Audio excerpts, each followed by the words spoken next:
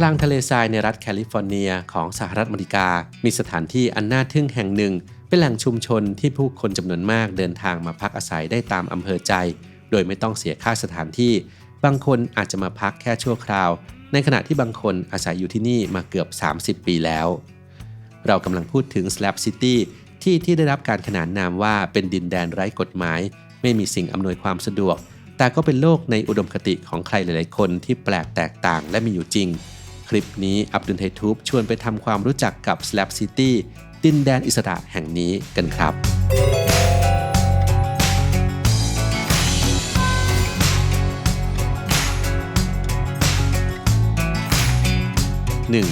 เคยเป็นสนามทดสอบอาวุธของกองทัพสหรัฐบนพื้นที่สุดกว้างไกลสุดลูกหูลูกตาของทะเลทรายโซโนรันไม่ไกลจากเมืองซานดิเอโกทางตอนใต้ของรัฐแคลิฟอร์เนียที่ตรงนี้เคยเป็นพื้นที่ทดสอบอาวุธของหน่วยรบปืนใหญ่ภาคสนามและนาวิกโยธินสหรัฐในช่วงสงครามโลกครั้งที่ 2เป็นเวลา 3 ปีโดยมีชื่อเรียกว่าแคมป์ดันแลบต่อมาเมื่อสงครามสิ้นสุดลงกระทรวงกลาโหมก็ได้โอนย้ายสิทธิ์ในโฉนดให้แก่รัฐแคลิฟอร์เนียเป็นผู้ครอบครองเนื่องจากไม่ได้ใช้ประโยชน์ในพื้นที่ดังกล่าวโดยได้ทำการรื้อถอนฐานทัพทั้งหมดออกจากพื้นที่อันประกอบไปด้วยอาคารทั้งหมด30หลังระบบบำบัดน้ำถนนสำหรับสัญจรเหลือไว้เพียงแผ่นคอนกรีตหรือสแลบทำให้พื้นที่แห่งนี้กลายมาเป็นที่รู้จักในชื่อ Slab City หรือ Slab ในเวลาต่อมาจวบจนปัจจุบัน 2. อยู่อาศัยได้โดยไม่เสียค่าเช่าและภาษีที่นี่กลายมาเป็นชุมชนนอกระบบเป็นจุดหมายปลายทางของคนที่หลากหลายเช่นเป็นสถานที่ตั้งแคมป์ชั่วคราวของนักท่องเที่ยวในฤดูหนาวเป็นจุดหมายปลายทางของผู้เกษียณอายุผู้คนที่ต้องการหลบหลีกจากสังคมเมืองใหญ่และต้องการความเป็นอิสระโดยเฉพาะอย่างยิ่งผู้ที่กำลังมองหาที่พักอาศัยแบบไม่มีค่าใช้จ่ายเช่นผู้ว่างงานหรือผู้ไม่มีรายได้ถึงแม้ตามกฎหมายแล้วผู้อยู่อาศัยในพื้นที่ของเมือง Slab City ทุกคนคือผู้บุกรุกแต่รัฐแคลิฟอร์เนียผู้ครอบครองที่ดินก็ไม่เคยเข้าจับกุมใครผู้คนจำนวนมากเดินทางมาอยู่อาศัยในที่แห่งนี้ทั้งแบบแวะเที่ยวชั่วคราวค้างคืนและตลอดไปบางคนใช้ชีวิตและเติบโตในพื้นที่แห่งนี้มานานมากกว่า30 ปีบนรถบ้านที่สร้างขึ้นมาเองหรือไม่ก็สร้างบ้านที่รูปร่างไม่เหมือนใครขึ้นมาจากเศษเหล็กต้นไม้กระดาษลังและเชื่อมกันไว้ด้วยเทปกาวที่ดูไม่คงทนแต่ปฏิเสธไม่ได้เลยว่าบ้านใน Slab City ถูกสร้างขึ้นอย่างมีสไตล์และมีเอกลักษณ์ทางศิลปะบนเนื้อที่640 เอเคอร์หรือประมาณ 2.59 ตารางกิโลเมตรในฤดูหนาว Slab City จะคึกคักมากกว่าฤดูอื่นๆเพราะอากาศไม่หนาวจนเกินไปและยิ่งเป็นสถานที่ที่ไม่ต้องเสียค่าใช้จ่ายทำให้เมืองแห่งนี้ดึงดูดนักเดินทางทั่วทวีปอเมริกาเหนือและแคนาดาเข้ามากว่า 4,000 คันรถขณะที่ช่วงฤดูร้อนอุณหภูมิเฉลี่ยของเมืองนั้นอยู่ที่50 องศาเซลเซียสซึ่งเป็นภูมิอากาศแบบทะเลทรายร้อนระอุผู้คนในเมืองจะเบาบางลงมากเหลือเพียงแค่ผู้อยู่อาศัยแบบถาวรเท่านั้นที่ไม่ไปไหนยังคงอยู่อาศัยอย่างผู้แข็งแกร่งที่พึ่งพิงของคนจำนวนมากแห่งนี้เกือบทุกอย่างไม่มีค่าใช้จ่ายไม่ต้องจ่ายค่าที่จอดรถสำหรับตั้งแคมป์ใช้ระบบถึงก่อนมีสิทธิ์ก่อนไม่มีน้ำประปาไม่มีไฟฟ้าไม่มีการจัดการขยะผู้อยู่อาศัยส่วนใหญ่ใช้โซลาร์เซลล์แปลงพลังงานแสงอาทิตย์เป็นกระแสไฟฟ้าสำหรับคนทั่วไปแล้ว Slab City นั้นคือเมืองที่ห่างไกลความเจริญและสิ่งอำนวยความสะดวกที่มีทั้งผู้คนที่เต็มใจมาอาศัยอยู่ขณะที่บางคนก็ไม่มีทางเลือก 3. ภูเขาสายรุ้งแลนด์มาร์คของ Slab City ท่ามกลางความร้อนแผดเผาของทะเลทรายและความเงียบเหงาของเมืองนี้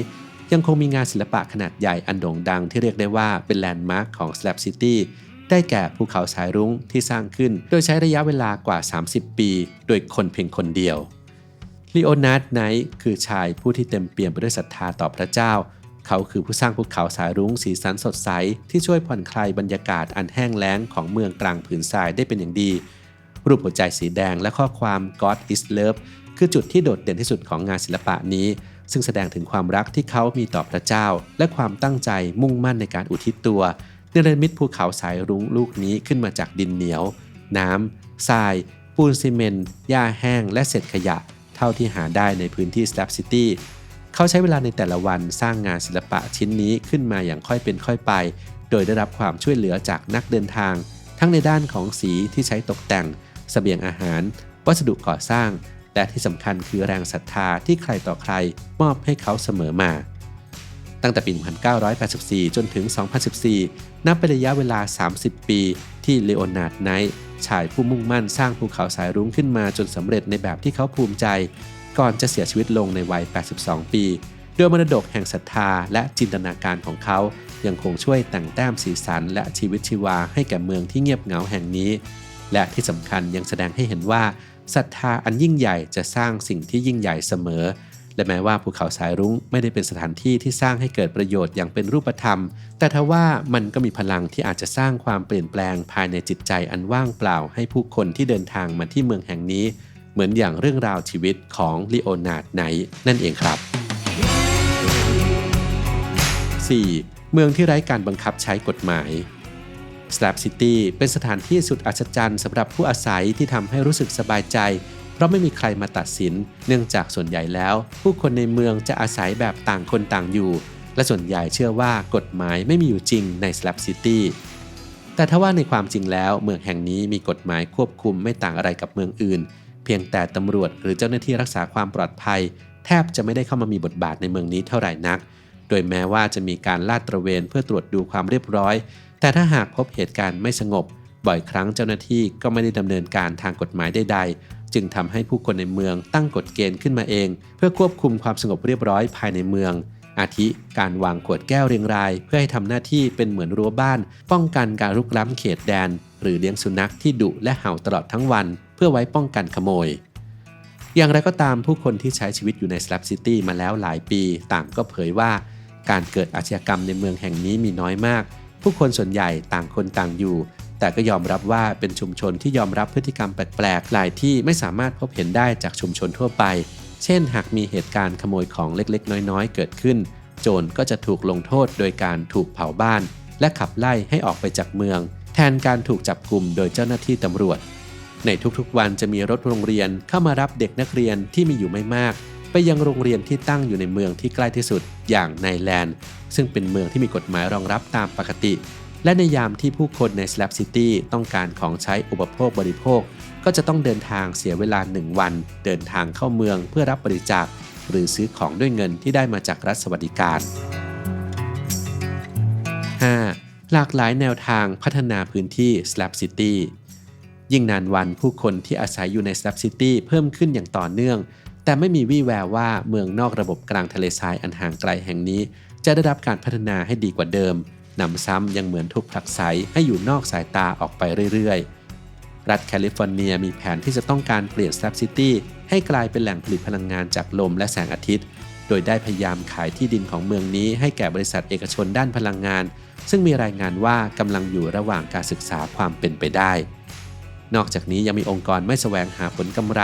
เสนอเงื่อนไขนำที่ดินของ Slab City เพื่อนำมาปรับปรุงพัฒนาให้เป็นที่อยู่อาศัยแบบถาวรสำหรับคนไร้บ้านไม่มีที่ไปผู้ที่ไม่มีรายได้หรือรายได้น้อยและสำหรับคนที่อาศัยใช้ชีวิตอยู่ในเมืองแห่งนี้มาแล้วหลายสิบปีโดยยื่นข้อเสนอว่าจะพัฒนาให้เมืองแห่งนี้ปลอดภัยและมีชื่อเสียงแต่ทว่ามีผู้ที่อาศัยอยู่ที่นี่บางส่วนคัดค้านเพราะต้องการรักษาบ้านเมืองและชุมชนในพื้นที่เอาไว้ในสภาพเดิมอย่างไรก็ตามเจ้าของกรรมสิทธิ์ที่แท้จริงใน Slab City เป็นของรัฐซึ่งมีอำนาจสิทธิ์ขาดในการจัดการพื้นที่บริเวณนี้ซึ่งไม่แน่ว่าเมืองอิสระไร้กฎหมายกลางทะเลทรายแห่งนี้อาจจะต้องปิดตัวลงในอนาคตก็เป็นได้